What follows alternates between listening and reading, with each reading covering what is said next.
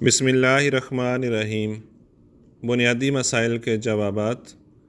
قسط 54 مرتبہ ظہیر احمد خان، انچارج شعبہ ریکارڈ دفتر پی ایس لندن۔ روزنامہ الفضل انٹرنیشنل، ہفتہ 6 مئی 2023۔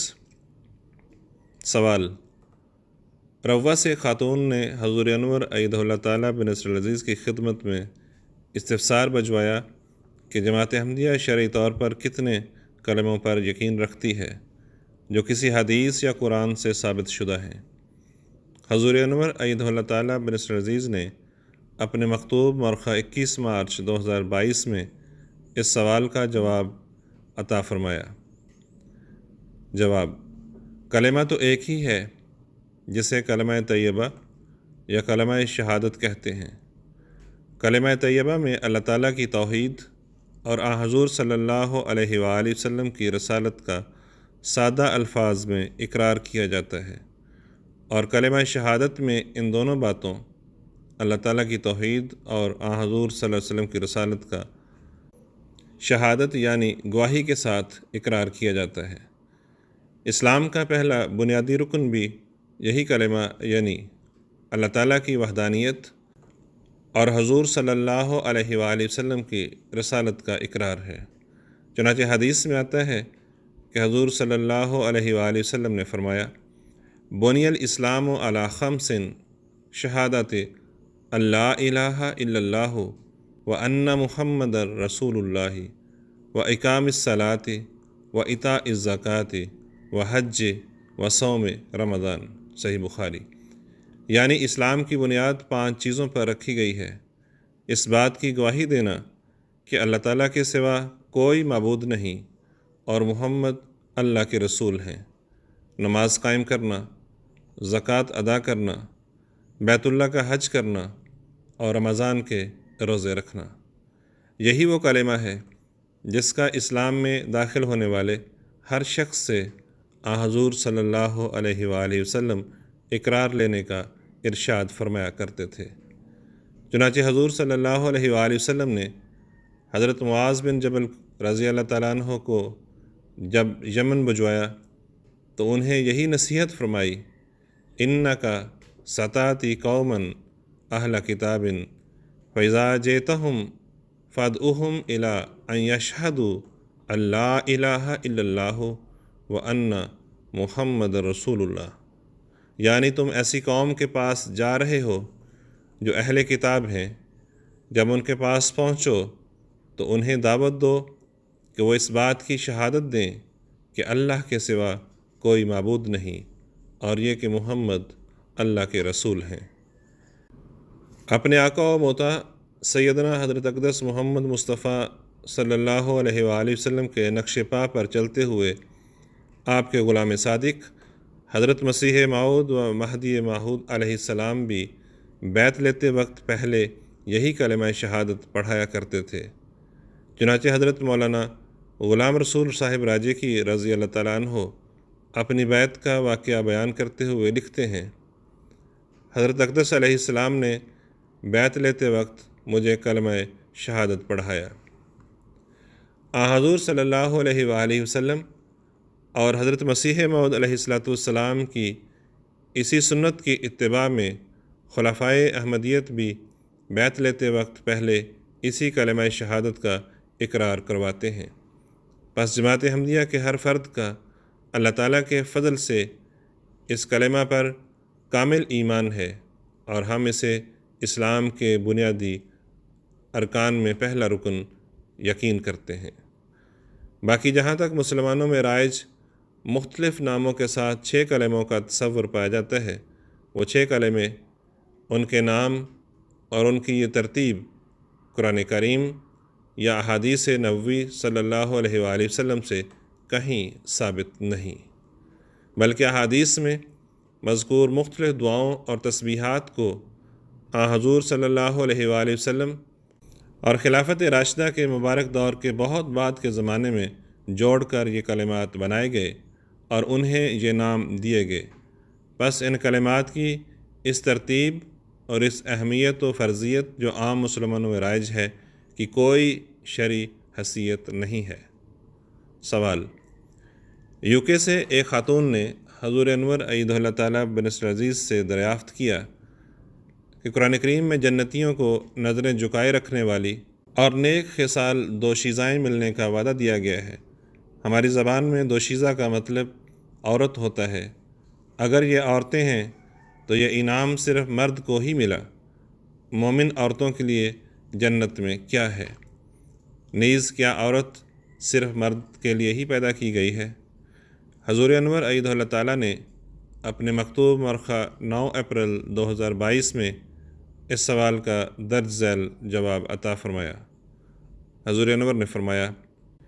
جنت کی نعماء کے بارے میں قرآن کریم اور احادیث نبویہ صلی اللہ علیہ وسلم میں جو امور بیان ہوئے ہیں وہ سب تمثیلی کلام پر مبنی ہیں اور صرف ہمیں سمجھانے کے لیے ان چیزوں کی دنیاوی اشیاء کے ساتھ مماثلت بیان کی گئی ہے۔ چنانچہ اللہ تعالیٰ فرماتا ہے، مثل الجنت التی وعد المتقون، یعنی اس جنت کی مثال جس کا متقیوں سے وعدہ کیا گیا ہے۔ پھر اللہ تعالیٰ قرآن کریم میں فرماتا ہے، فلا تعلم نفس ما اخفی لهم من قرۃ اعین جزاء بما كانوا یعملون، یعنی کوئی شخص نہیں جانتا کہ ان کے لیے ان کے اعمال کے بدلے کے طور پر کیا کیا آنکھیں ٹھنڈی کرنے والی چیزیں چھپا کر رکھی گئی ہیں۔ اسی طرح حضور صلی اللہ علیہ وآلہ وسلم نے فرمایا، یقول اللہ تعالی اعدت لعبادی الصالحین ما لا عین رأت ولا اذن سمعت ولا خطر علی قلب بشر ذخرا من بلہ ما اطلعتم علیہ، یعنی اللہ تعالیٰ فرماتا ہے کہ میں نے اپنے نیک بندوں کے لیے وہ کچھ تیار کر رکھا ہے جو نہ کسی آنکھ نے دیکھا ہے، نہ کسی کان نے سنا ہے اور نہ کسی انسان کے دل میں اس کا خیال گزرا ہے۔ وہ نعمتیں ایسا ذخیرہ ہیں کہ ان کے مقابل پر جو نعمتیں تمہیں معلوم ہیں ان کا کیا ذکر۔ حضرت مسیح موعود علیہ السلام اس بارے میں فرماتے ہیں، خدا نے بہشت کی خوبیاں اس پیرائے میں بیان کی ہیں، جو عرب کے لوگوں کو چیزیں دل پسند تھیں وہی بیان کر دی ہیں، تا اس طرح پر ان کے دل اس طرف مائل ہو جائیں، اور دراصل وہ چیزیں اور ہیں، یہی چیزیں نہیں، مگر ضرور تھا کہ ایسا بیان کیا جاتا تاکہ دل مائل کیے جائیں۔ سورہ سجدہ کی مذکورہ والا آیت کی وضاحت کرتے ہوئے حضور علیہ السلام فرماتے ہیں، کوئی نفس نیکی کرنے والا نہیں جانتا کہ وہ کیا کیا نعمتیں ہیں جو اس کے لیے مخفی ہیں، سو خدا نے ان تمام نعمتوں کو مخفی قرار دیا جن کا دنیا کی نعمتوں میں نمونہ نہیں۔ یہ تو ظاہر ہے کہ دنیا کی نعمتیں ہم پر مخفی نہیں ہیں، اور دودھ اور انار اور انگور وغیرہ کو ہم جانتے ہیں اور ہمیشہ یہ چیزیں کھاتے ہیں، سو اس سے معلوم ہوا کہ وہ چیزیں اور ہیں اور ان کو ان چیزوں سے صرف نام کا اشتراک ہے۔ بس جس نے بہشت کو دنیا کی چیزوں کا مجموعہ سمجھا اس نے قرآن شریف کا ایک حرف بھی نہیں سمجھا۔ اسلامی اصول کی فلسفی۔ ان نعمتوں کے مخفی رکھنے کی حکمت بیان کرتے ہوئے حضور علیہ السلام فرماتے ہیں، خدا کے چھپانے میں بھی ایک عظمت ہوتی ہے، اور خدا کا چھپانا ایسا ہے جیسا کہ جنت کی نسبت فرمایا، فلا تعلم نفس ما اخفی لهم من قرۃ اعین، کہ کوئی جی نہیں جانتا کہ کیسی کیسی قرۃ اعین ان کے لیے پوشیدہ رکھی گئی ہے۔ دراصل چھپانے میں بھی ایک قسم کی عزت ہوتی ہے، جیسے کھانا لایا جاتا ہے تو اس پر دسترخوان وغیرہ ہوتا ہے، تو یہ ایک عزت کی علامت ہوتی ہے۔ جنت کی حوروں کا معاملہ بھی تمثیلی کلام پر مبنی ہے، چنانچہ قرآن کریم نے 4 جگہوں پر جو حوروں کا ذکر فرمایا ہے، پہلی 2 جگہ سورہ الدخان اور سورہ طور میں فرمایا، وَزَوَّجْنَاهُمْ بِحُورٍ عِین، کہ ہم جنتیوں کو بڑی بڑی سیاہ آنکھوں والی حوروں کے ساتھ ازدواجی رشتے میں باندھ دیں گے، اور باقی 2 جگہ سورہ الرحمن اور سورہ واقعہ میں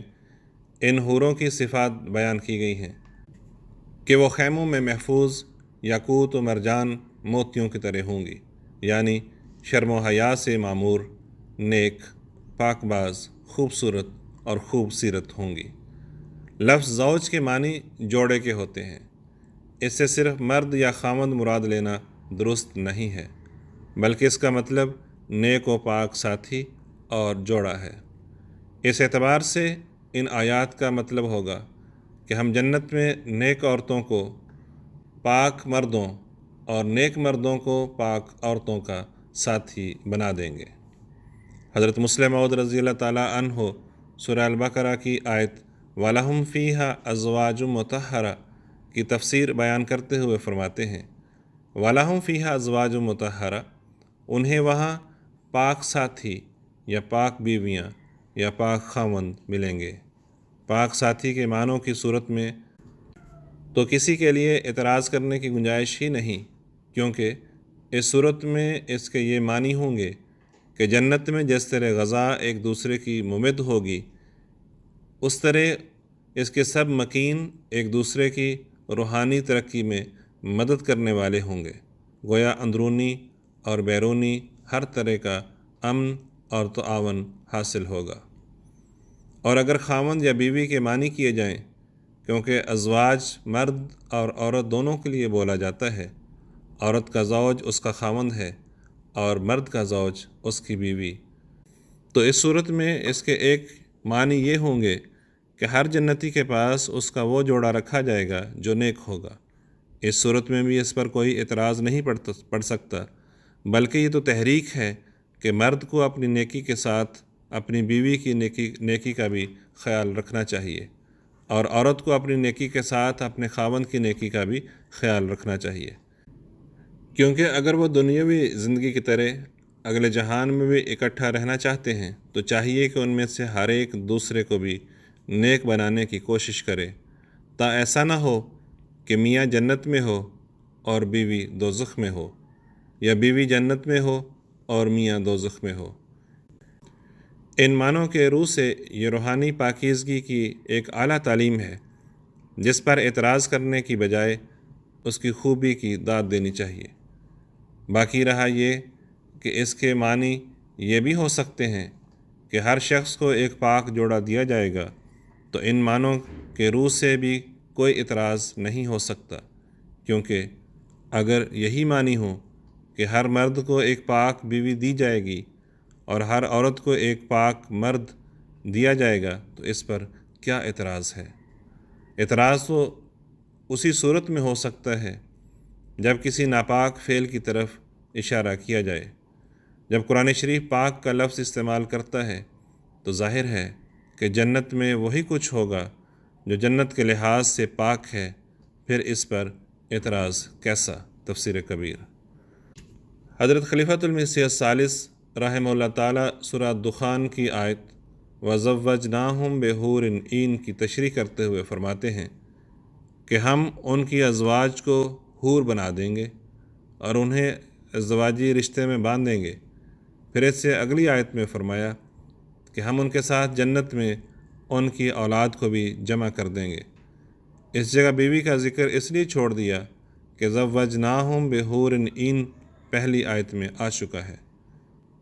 حضرت نبی کریم صلی اللہ علیہ وآلہ وسلم نے ایک بڑھیا سے کہا کہ جنت میں کوئی بوڑھی نہیں جائے گی، تو اس نے رونا شروع کر دیا کہ یا رسول اللہ، میں کہاں مروں کھپوں گی؟ تو آپ نے فرمایا میں نے یہ تو نہیں کہا کہ تم نہیں جاؤ گی، میں نے یہ کہا ہے کہ جنت میں کوئی بوڑھی نہیں جائے گی، تم جوان ہونے کی حیثیت میں وہاں جاؤ گی۔ تو جب بوڑھی وہاں جوان ہونے کی حیثیت میں جائے گی تو بدصورت وہاں خوبصورت حیثیت میں جائے گی۔ جو لنگڑی لولی یہاں سے گئی ہے وہاں صحت مند اعضاء بھرپور نشو و نما کے ساتھ جائے گی۔ تو زوجناہم بحور عین کہ ان کے ساتھ ازدواجی رشتے میں باندھا جائے گا بڑھیا سے نہیں، جس حالت میں اس نے اس دنیا میں اپنی بیوی چھوڑی، بلکہ حور عین کے ساتھ جو جوان بھی ہوگی، خوبصورت بھی ہوگی، نیک بھی ہوگی۔ بہرحال یہاں حور کا لفظ زوج کی حیثیت سے آیا ہے۔ پس مذکورہ والا حوالہ جات سے ثابت ہوتا ہے کہ حوروں سے مراد نیک اور پاک جوڑے ہیں جو جنت میں مومن مردوں اور مومن عورتوں کے ساتھ ازدواجی رشتے میں بندھے ہوں گے اور انہیں بطور انعام ملیں گے۔ ان جڑوں کی کیفیت کیا ہوگی اس کا علم اللہ تعالیٰ ہی بہتر جانتا ہے۔ انسان کو اس کا علم اسی وقت ہوگا جب وہ جنت میں جائے گا۔ مذکورہ بالا تشریح سے آپ کے اس دوسرے سوال کا بھی جواب مل جاتا ہے کہ کیا عورت صرف مرد کے لیے پیدا کی گئی ہے، کیونکہ اسلام کے نزدیک مرد و عورت دونوں ایک دوسرے کے لیے پیدا کیے گئے ہیں، اور عقل مند میاں بیوی اس حقیقت کو سمجھ کر اس دنیا کو بھی اپنے لیے جنت بنا لیتے ہیں، اور جنت میں بھی ایک دوسرے کی روحانی ترقی میں ممد و معاون ثابت ہوں گے۔ سوال: امریکہ سے خاتون نے حضور انور ایدہ اللہ تعالیٰ بنصر العزیز کی خدمت اقدس میں استفسار بھجوایا کہ امانتاً دفن کیے گئے شخص کی میت کو جب بہشتی مقبرہ منتقل کیا جاتا ہے تو اس کی دوبارہ نماز جنازہ کیوں پڑھی جاتی ہے، جبکہ اسے فوت ہوئے کئی سال کا عرصہ گزر چکا ہوتا ہے۔ حضور انور ایدہ اللہ تعالیٰ بنصر العزیز نے اپنے مکتوب مؤرخہ 12 اپریل 2022 میں اس سوال کے بارے میں درج ذیل ارشادات فرمائے۔ حضور انور نے فرمایا: نماز جنازہ ایک دعا ہے جو مرحوم کی مغفرت اور بلندی درجات کے لیے پڑھی جاتی ہے، اور جنت میں تو لامتناہی مقامات ہیں، اسی لیے نماز جنازہ کے بعد بھی لوگ مرحومین کے لیے دعائیں کرتے رہتے ہیں، اور جب ان کی قبروں پر جاتے ہیں تو وہاں بھی ان مرحومین کی بلندی درجات کے لیے دعا کرتے ہیں، اور یہ سارے امور حضور صلی اللہ علیہ وآلہ وسلم کی سنت سے ثابت ہوتے ہیں۔ چنانچہ حدیث میں آتا ہے کہ ایک شخص جو مسجد کی صفائی ستھرائی کا کام کیا کرتا تھا ایک رات فوت ہو گیا اور لوگوں نے اسے دفن کر دیا۔ اگلے دن حضور صلی اللہ علیہ وآلہ وسلم نے اس شخص کی بابت دریافت کیا تو آپ کو بتایا گیا کہ وہ فوت ہو گیا ہے، تو حضور صلی اللہ علیہ وسلم نے فرمایا کہ تم نے مجھے اطلاع کیوں نہیں کی؟ پھر حضور اس شخص کی قبر پر تشریف لے گئے اور وہاں اس کی نماز جنازہ ادا کی۔ اسی طرح حضرت عقبہ بن عامر رضی اللہ تعالیٰ عنہ کی روایت ہے کہ ایک روز نبی کریم صلی اللہ علیہ وآلہ وسلم باہر تشریف لائے اور شہدائے احد کے لیے اس طرح دعا کی جس طرح میت کے لیے دعا کی جاتی ہے۔ باقی کسی امانتاً دفن ہونے والے شخص کی میت کی منتقلی پر دوبارہ نماز جنازہ پڑھنا ضروری نہیں ہے، لیکن اگر پڑھ لیا جائے تو اس میں کوئی حرج کی بات بھی نہیں۔ چنانچہ حضرت مولانا عبدالکریم صاحب سیالکوٹی رضی اللہ تعالیٰ عنہ کی وفات پر انہیں 11 اکتوبر 1905 کو امانتاً دفن کیا گیا تھا، کیونکہ حضور علیہ السلام کی منشا تھی کہ بہشتی مقبرے کے قیام پر ان کی میت کو بہشتی مقبرہ منتقل کیا جائے، لہٰذا 26 دسمبر 1905 کو حضرت مولوی صاحب کی میت کو بہشتی مقبرہ منتقل کرتے وقت حضرت مسیح موعود علیہ السلام نے ان کی دوبارہ نماز جنازہ ادا کی۔ بس یہی ہمارا طریق ہے کہ میت کی منتقلی پر بعض اوقات ہم دوبارہ نماز جنازہ پڑھ لیتے ہیں، اور بعض اوقات نئی قبر تیار ہونے پر صرف دعا کر لی جاتی ہے۔ دونوں طریق ہی درست ہیں۔ آواز نعیم احمد باجوہ۔